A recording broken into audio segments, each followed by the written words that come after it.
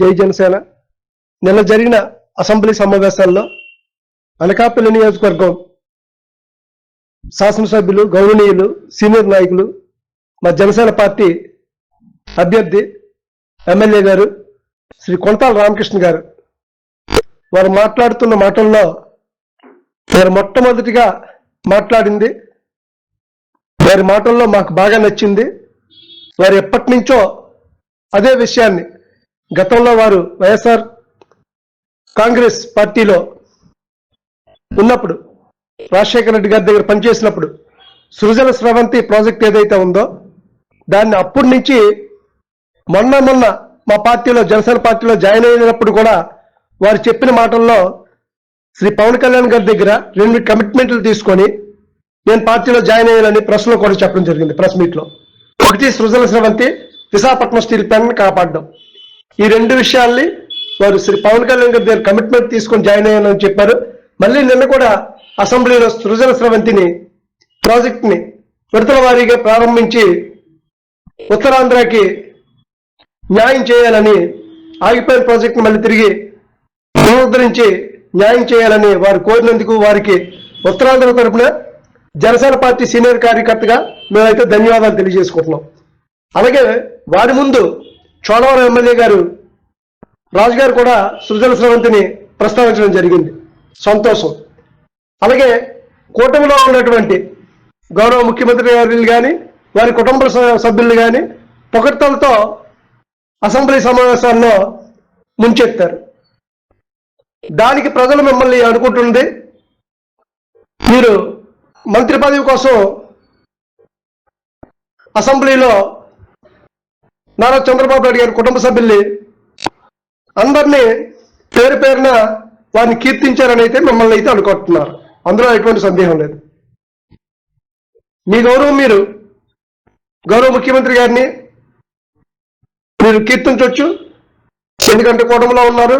ఆంధ్రప్రదేశ్ గౌరవ ముఖ్యమంత్రి వర్యులు, విజనరీ లీడరు, సీనియర్ నాయకులు. ఇది 4వ సారి ముఖ్యమంత్రిగా వారు ఉన్నారు కనుక వారిని మీరు కీర్తించడం తప్పేం కాదు. కానీ కుటుంబ సభ్యులను కూడా పేరు పేరుని తీసుకొచ్చి మీరు కీర్తించడం అనేది అది కొద్దిగా భజనగా అనిపించింది మాకైతే మాత్రం. అలాగే విశాఖపట్నం స్టీల్ ప్లాంట్ ని కూటమి ప్రభుత్వం వచ్చిన తర్వాత కాపాడారు అన్నారు.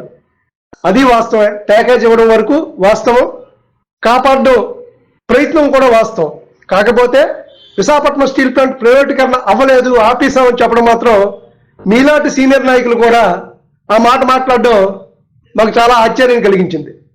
ఏదైనా ఇప్పుడు భారతదేశంలో పొరుగు దేశాల మీదకి, శత్రు రాజ్యాల మీదకి యుద్ధానికి పంపించేటప్పుడు ఎవరైతే రక్షణ శాఖ మంత్రి ఉన్నారో వారు యుద్ధానికి పంపిస్తారు. యుద్ధం మళ్ళీ విరమించుకోవాలంటే మళ్ళీ రక్షణ శాఖ మంత్రి గారే వెనక్కి రండి అని చెప్పాలి. అది జరిగే పని. అలాగే విశాఖపట్నం స్టీల్ ప్లాంట్ ని ప్రైవేటీకరిస్తాం అని కేంద్రంలో ఉన్నటువంటి పెద్దలు ఎవరైతే చెప్పారో పార్లమెంట్లో, మళ్ళీ వారు చెప్తేనే అది విరమించినట్టు అవుద్ది. అంతవరకు కూడా అది కొనసాగింపే. ప్రైవేటీకరణ ఎవరు విరమించుకోలేదు, అది కొనసాగింపే. అలాగే యూఓఎల్ ఈ మధ్యనే ప్రవేశపెట్టడం జరిగింది విశాఖపట్నం స్టీల్ ప్లాంట్ లో. సుమారు 1000 మంది కాంట్రాక్టులు, చిన్న చిన్న కాంట్రాక్టులు చేసుకునే వాళ్ళు 1000 మంది దాకా పనిచేసేవారు. వారిని కుదించి 32 మంది దాకా తీసుకొచ్చారు. అంటే సిండికేట్ గా ఇప్పుడు ఏదైతే మద్యంలో సిండికేట్లు అయిపోయి ఎలాగైతే మద్యం షాపులు నడుపుతారో అలాగే విశాఖపట్నం స్టీల్ ప్లాంట్ లో కూడా కాంట్రాక్ట్ పనులని 1000 మంది, 1000 కుటుంబాలు కాంట్రాక్టులు చిన్న చిత్తగా చేసుకున్న వాళ్ళని తగ్గించి 32కి తీసుకొచ్చారు. అంటే ఈ 32 మంది కూడా కంటిన్యూగా రాబోయే రోజుల్లో ఉండేవారు. అదే ఆ 1000 మంది అయితే 1000 మందిలో మారేవారు కాంట్రాక్టర్లు. ఒకవేళ లాస్ వచ్చో లేకపోతే అతనికి వ్యాపారం నచ్చకో, ఆ కాంట్రాక్ట్ నచ్చకో అతను బయటికి వెళ్ళిపోతే మళ్ళీ కొత్తగా వచ్చేవాడు కాంట్రాక్ట్ వేసుకునేవాడు. సో అక్కడ 1000 కన్నా ఎక్కువ మంది చేంజ్ అయ్యేవారు. అంటే అది 1000 నుంచి 2000, 1500 చేంజ్ అయ్యేవారు. ఇప్పుడు చేంజ్ అవ్వకుండా 32 మందిని మీరు ఫిక్స్ చేశారు. ఈ ఫిక్స్ చేసిన వాళ్ళు జీవితంలో విశాఖపట్నం స్టీల్ ప్లాంట్ లో తేలినంతకాలం వీరైతే విడిచిపెట్టరు. ఈ 32 మంది కొనసాగుతారు. అలాగే విశాఖపట్నం స్టీల్ ప్లాంట్ గురించి మీరు గతంలో ప్రచారం సభలో అనకాపల్లిలో మీరు శ్రీ పవన్ కళ్యాణ్ గారిని కోరారు విశాఖపట్నం స్టీల్ ప్లాంట్ గురించి మాట్లాడండి అని. శ్రీ పవన్ కళ్యాణ్ గారు కూడా అక్కడ మాట్లాడడం జరిగింది. మీరు అర్థం చేసుకున్నది విశాఖపట్నం స్టీల్ ప్లాంట్ ని ప్రైవేటీకరణ ఆపడం అనేది కేంద్రం నుంచి చెప్పించాలి. విశాఖపట్నం స్టీల్ ప్లాంట్ కి సొంత గనులు 18 నెలలు దాటిపోయింది, సొంత గనుల కోసం ప్రయత్నం చేయలేదు, సొంత గనులు మీరు అడగలేదు ఎవరు కూడా కూటమి ప్రభుత్వం నుంచి వెళ్ళి. అది ఉత్తరాంధ్రలో ఉన్నటువంటి కూటమి నాయకులకి ఇది సిగ్గుచేటు. ఇది దీనికి అడగకుండా వేరే వెళ్ళి మెట్ల ప్లాంట్ కి మీరు సొంత గనులు అడిగారంటే మిమ్మల్ని ఏమనుకోవాలో సీనియర్ నాయకులుగా మిమ్మల్ని మేమేం అనలేకపోతున్నాం.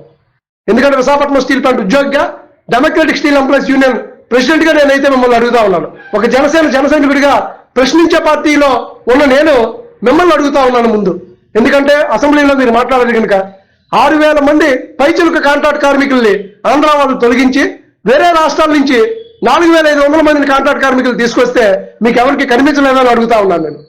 విశాఖపట్నం స్టీల్ ప్లాంట్ కాపాడడం అంటే, ఆంధ్రప్రదేశ్ ఆత్మగౌరవం కాపాడడం అంటే 32 మంది ప్రాణత్యాగాలు చేసిన వాళ్ళకి కుటుంబానికి ఒక ఉద్యోగం ఇవ్వాలి అన్న ఆలోచన మీరు అసెంబ్లీ చేస్తుంటే మిమ్మల్ని తప్పకుండా మేము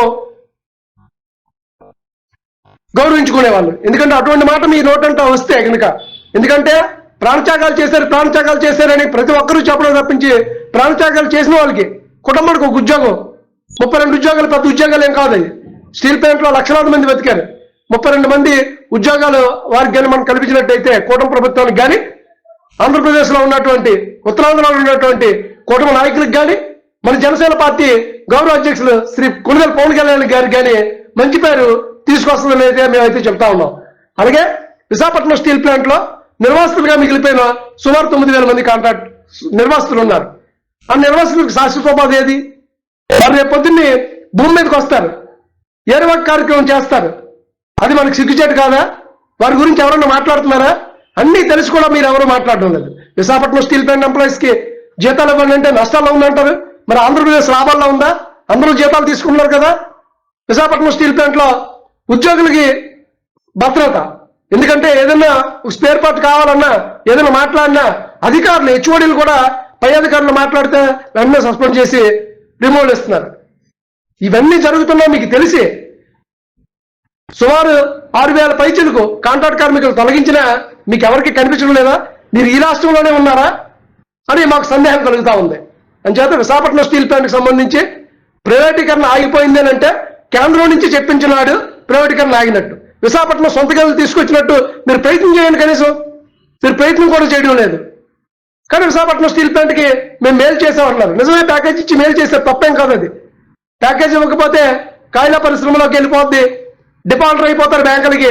విశాఖపట్నం స్టీల్ ప్లాంట్కి ఖచ్చితంగా తాళాలు పడిపోతాయి. అవి జరగకుండా మీరు ఉపకారం చేశారు.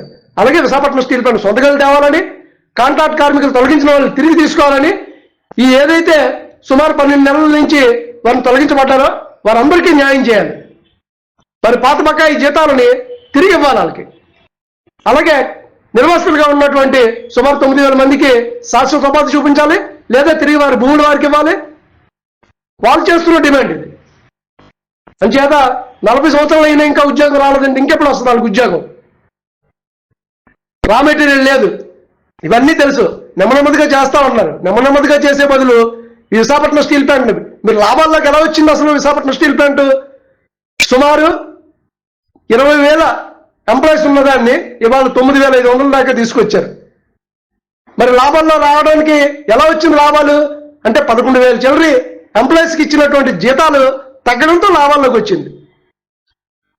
ఈ విషయాలన్నీ కూడా కొంతల రామకృష్ణ గారు అర్థం చేసుకొని విశాఖపట్నం స్టీల్ ప్లాంట్ కాపాడడం అంటే నిర్వాసితులు కాపాడడం, విశాఖపట్నం స్టీల్ ప్లాంట్ కాపాడడం అంటే అక్కడ ఉన్నటువంటి కాంట్రాక్ట్ కార్మికుల్ని కాపాడడం, తొలగించబడినటువంటి వారిని కాపాడడం, విశాఖపట్నం స్టీల్ ప్లాంట్ ని కాపాడడం అంటే 32 మంది ప్రాణత్యాగాలు చేసినటువంటి వారి కుటుంబానికి ఒక ఉద్యోగం ఇవ్వాలని జనసేన పార్టీ నుంచి ఒక జన సైనికుడిగా, democratic steel employees union president గా కేవీఎస్రాజు శ్రీనివాసరాజు అనే నేను నిన్న మాట్లాడిన అసెంబ్లీ సమావేశంలో మీరు మాట్లాడిన సమాధానంగా నేను చెప్తున్నాను.